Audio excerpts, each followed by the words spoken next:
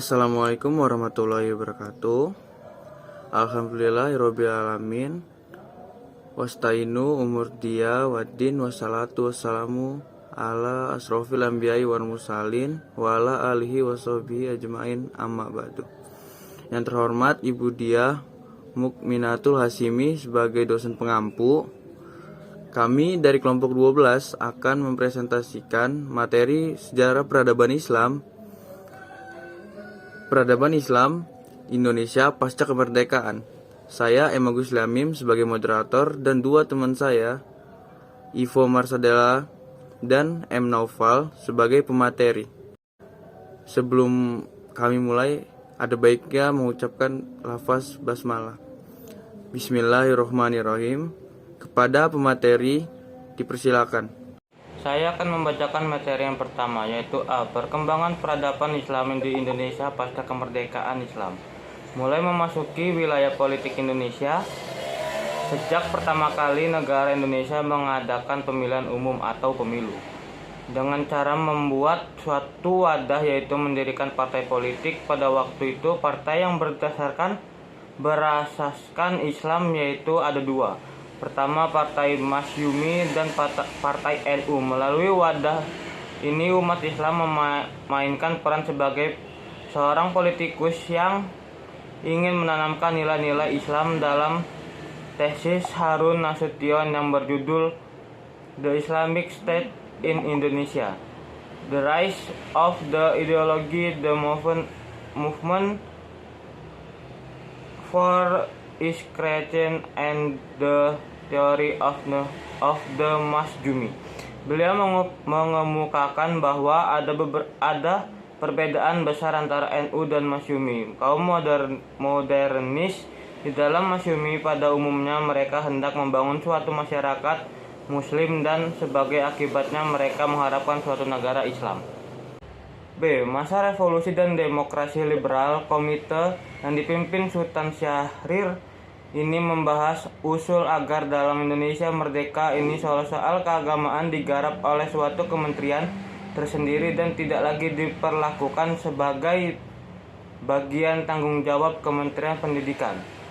Sedikit banyak keputusan tentang Kementerian Agama ini merupakan semacam konsensi kepada kaum muslimin yang bersifat kompromi antara teori sekular dan muslim. Setelah dikeluarkan maklumat presiden tentang diperkenankannya mendirikan partai-partai, tiga kekuatan yang tadinya bertikai muncul kembali. Masyumi pada tanggal 7 bulan 11 tahun 1945 sebagai wadah aspirasi umat Islam.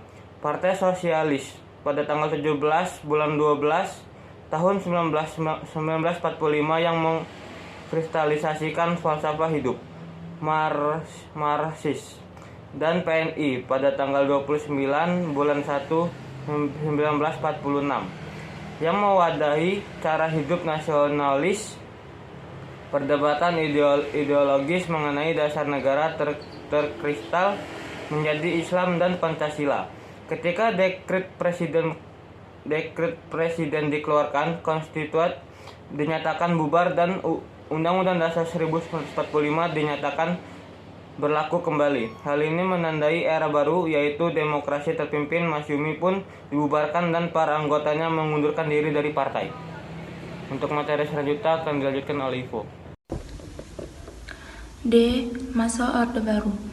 Setelah Orde Lama hancur, kepemimpinan Indonesia berada di tangan Orde Baru. Tumbangnya Orde Lama memberikan harapan-harapan baru kepada kaum muslimin. Namun sayangnya, rehabilitas Masyumi tidak diperkenankan. Peran politik Islam dalam negara Indonesia cenderung mengalami kemunduran, disebabkan karena adanya usaha represif terhadap partai politik yang berhaluan Islam. Adanya usaha represif terhadap politik yang berhaluan Islam yang dilakukan oleh penguasa pada waktu itu karena ketakutan akan kehilangan kekuasaannya. Selama kekuasaan Orde Baru, hanya ada 3 partai yang diakui dan boleh ikut dalam pemilu, dan partai yang berasas Islam pada waktu itu adalah Partai Persatuan Pembangunan. Pada masa reformasi, babak baru dalam dunia perpolitikan di Indonesia dimulai. Pada pemilu yang dilangsungkan tahun 1999, organisasi Islam banyak mendirikan partai politik yang berasas Islam dan atau berbasis umat Islam. Di antaranya PPPP, PAN, PKB, PNU, PBB, PK, sekarang PKS dan lain-lain. Pada masa itu, simbol-simbol agama sangat mewarnai kancah perpolitikan Indonesia. Simbol-simbol keagamaan yang diekspresikan aparatus birokrasi tentu memiliki makna sosial. Bisa jadi merupakan representasi dari kesalahan dan kesadaran spiritual aparatus birokrasi. Tetapi juga bukan mustahil, ia juga bisa berubah menjadi sumber pengumpulan legitimasi hasil dari pemilu tahun 1999 tersebut, membawa Abdurrahman Wahid atau Gus Dur menjadi Presiden Republik Indonesia keempat. Baiklah, saya kembalikan ke moderator. Itulah tadi penyampaian materi dari kelompok kami. Selanjutnya adalah kesimpulan. Kesimpulan materi pada kali ini adalah peradaban Islam di Indonesia pasca kemerdekaan telah mengalami guncangan di mana perseteruan antar kelompok nasionalis, kelompok Islam, dan kelompok lainnya masing-masing berpegang teguh pada misi mereka untuk menjadikan negara Indonesia menjadi negara Islam, negara Pancasila. Dengan timbulnya masalah ini, maka timbullah pergerakan-pergerakan partai dan pemberontakan yang dilakukan oleh kelompok Islam. Hal tersebut dilakukan oleh Islam karena mereka kecewa dengan hasil keputusan Presiden yang menjadikan dasar negara Indonesia sebagai negara Pancasila. Perkembangan lembaga-lembaga pendidikan Islam di Indonesia pasca kemerdekaan Islam di Indonesia.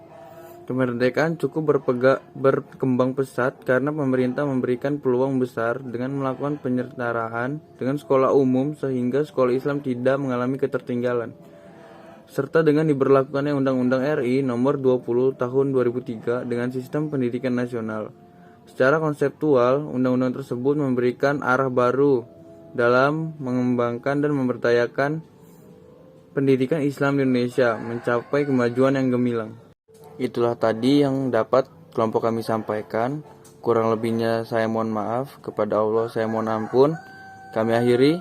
Wassalamualaikum warahmatullahi wabarakatuh.